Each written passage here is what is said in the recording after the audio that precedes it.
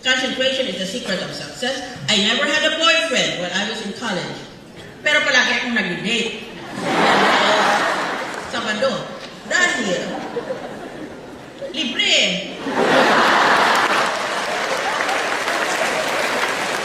May entertainment ka na, may tagabayan ka pa.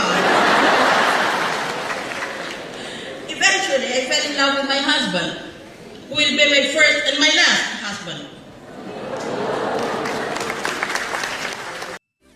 Excuse my term, but he's lying now. Yes, he has a real estate. Now he's now saying public estate authority. I know. That is why, Mr. Chairman, I lost my temper. Shut up! Mr. Cubelo from... That's why I lost my temper, Mr. Chairman. Public Estates Authority is worlds apart from Phil Invest or whatever it is that he was mouthing. It implies that I was a member of the board of directors of a private company. I have never been so. Be careful with what you say to this committee. I stand corrected. You should be.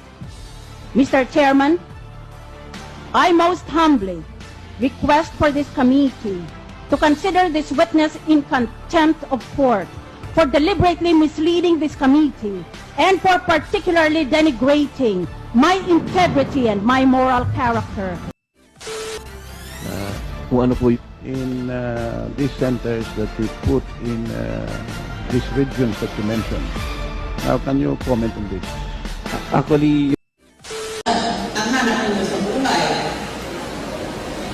Kamukha lang kayo sa isang klase kung saan sabi ni teacher, class, anong gusto mo maging pagdating ninyo? 1. Gusto ko maging piloto. Nena, gusto ko maging teacher. Maria, gusto ko maging mabuting ina. Pedro, gusto ko gawing ina si Maria.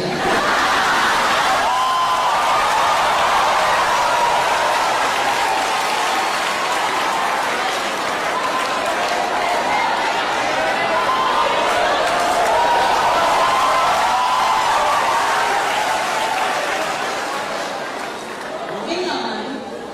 Pick up lines.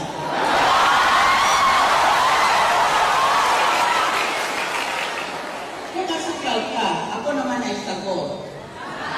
Wala akong kwenta kung walang na mismo.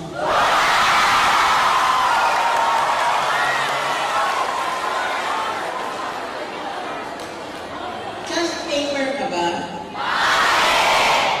Naubos na kasi oras ko kakatitig sa iyo.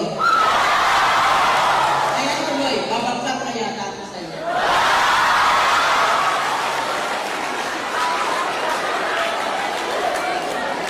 Dilim ka ba? Kasi nang dumating ka, para na ako makita-kita.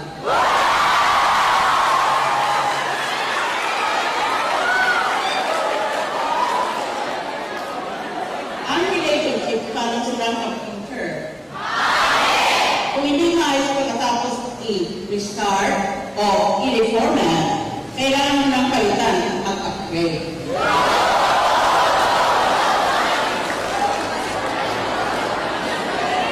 You know, I devoted a series of books on philosophy.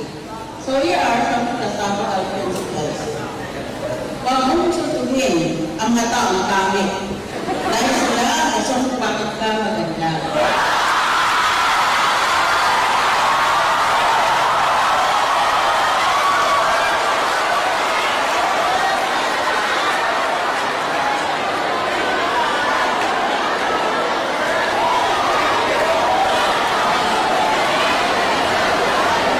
Do you want a job where you get to travel a lot and have lots of money in your hands?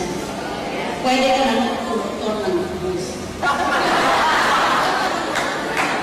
At sabi ng mga beauty queen, lalo na kung sa UP, ng presidente ka, maraming beauty queen kasi ka pa.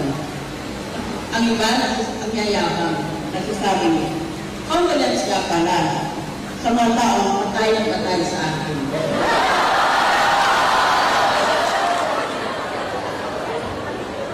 Kapag meron nag-aaway, sabihin mo, kung kasalanan na maging maganda, huwag kang mag-alala. Wala kang kasalanan.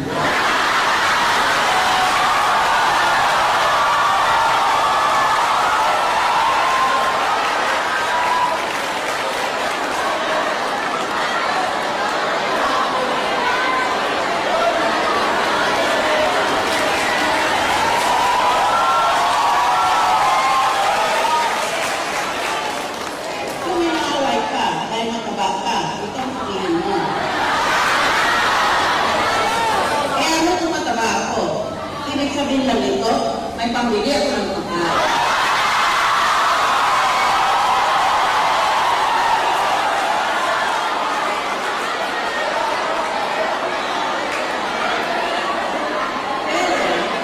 May naway ka sa mga ibang tao, ito naman ikaw sabihin mo. Yung iba ang buko na donate, sana tabak ka ng buko. I just want to share with you some bits of wisdom from the Filipino mind. Pagtatakalan natin. Kapag sinabi sa iyo, na naniligaw sa iyo, na ikaw daw ang nag-isang babae sa buhay niya, huwag kang maniwala. Bakit? Wala ba siyang nanay? Ang mga babae parang prutas yan. May iba't ibang flavor, itsura, kulay. Ang problema sa lalaki, mahilig sa fruit salad.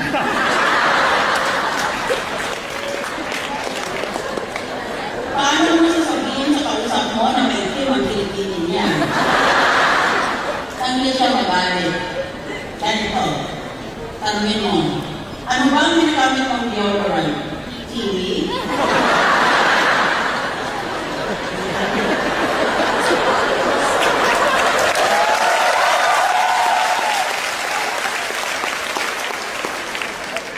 Ang love, parang sports yan.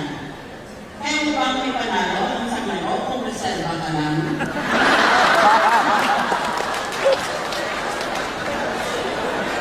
At kung minsan, mga peri-operating nurses, because the patients are either frightened or anxious or grouchy or irritable or angry, are faced with patients who keep on articulating that they don't want to live anymore, they want to die. Isagutin mo ng ganito. Kung hindi ka masaya sa buhay mo, bakit hindi mo subukan ang kabilang buhay?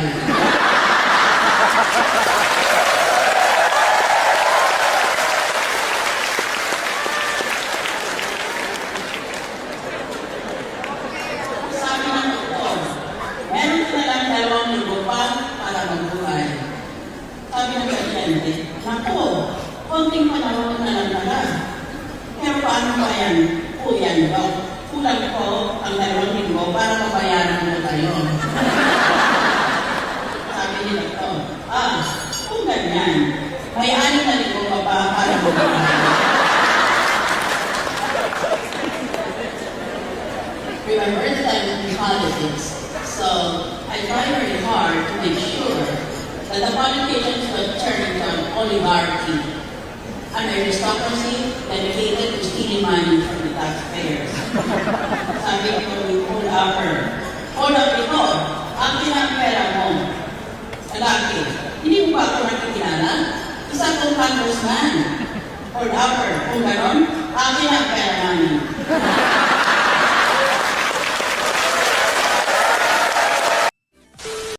Alam nyo, nagkasakit ako ng katagal-tagal. Kung nakapaligid ka ba naman ng mga kasamahan mo mababa ang IQ, di ka ba magkakasakit?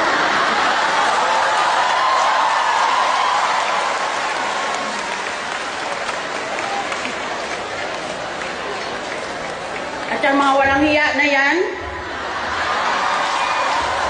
binigyan nilang mga sarili nila ng Pasko ng bonus.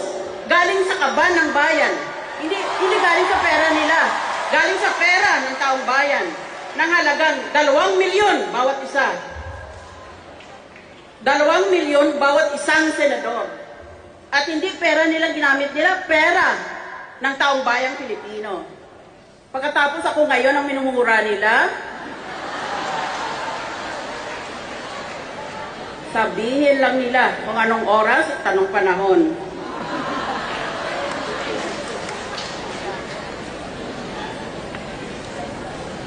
Pumunta ko kanina sa ospital, maaga pa. Kakatanggap ko lang ang aking medical results on my smartphone.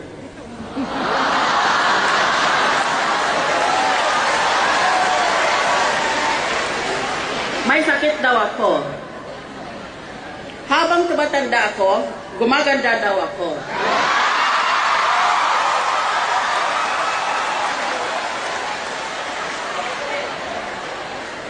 But don't worry, hindi ako nakakahawa.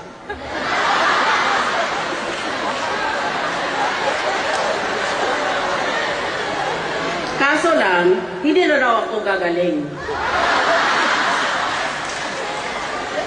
Itong si Joey Concepcion ang hilig-hilig sa negosyo.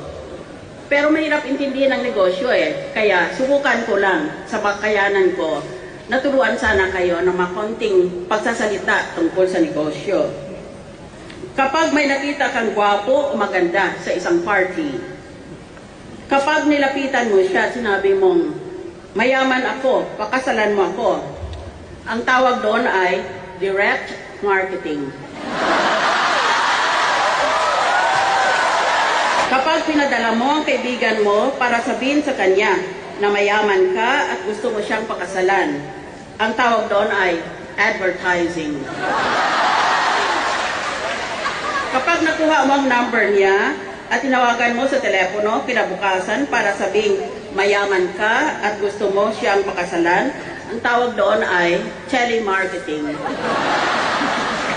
Kapag nilapitan ka ng gwapong lalaki o ang magandang babaeng yon at sinabi sa iyo na mayaman ka, gusto mo ba akong pakasalan, ang tawag doon ay brand recognition.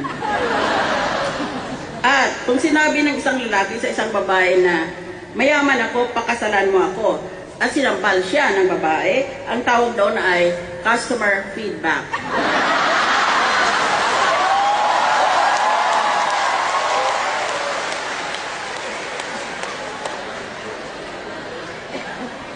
Pero kung minsan, nakakaroon din tayo ng problema dahil yung ibang mga negosyo, sobrang hilig sa advertising. Halimbawa, may isang toothpaste company, magaling talaga mag-advertise. Nagbibenta sila ng toothpaste na may 24-hour protection, 24 oras. Pero sinasabi nila na ikaw at ako dapat mag-toothbrush 3 times a day. 24-hour protection buong araw at buong gabi. Pero gusto nila mag-toothbrush tayo 3 beses isang araw.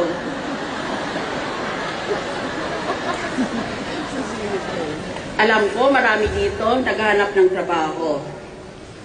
Kaya ang gusto niyo madinig sa akin ay, saan kami pwede mag-apply ng trabaho? Meron akong alam sa PLDT, 10,000 per day. Ikaw yung dial tone.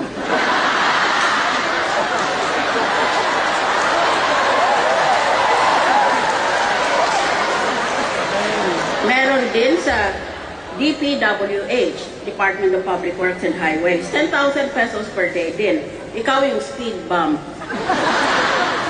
Meron sa post office, 10,000 per day. Didilaan mo lahat ng stamps. Meron sa MMDA, 10,000 per day. Ikaw yung pink na bakod. Lahat tayo ngayon naghahanap ng mura. Pero may alam ako, baka hindi nyo alam, na mga murang bilihin. May kilala akong nagbibenta ng kotse, mura lang. Kaso ang gulong niya, square. May kilala akong nagbibenta ng swimsuit. Mura lang.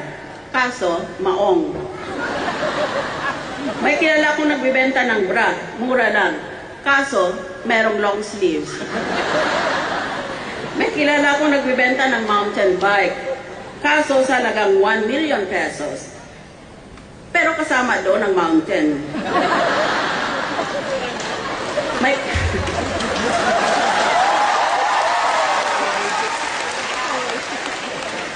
kilala din akong nagbibenta ng sapatos. Mura lang.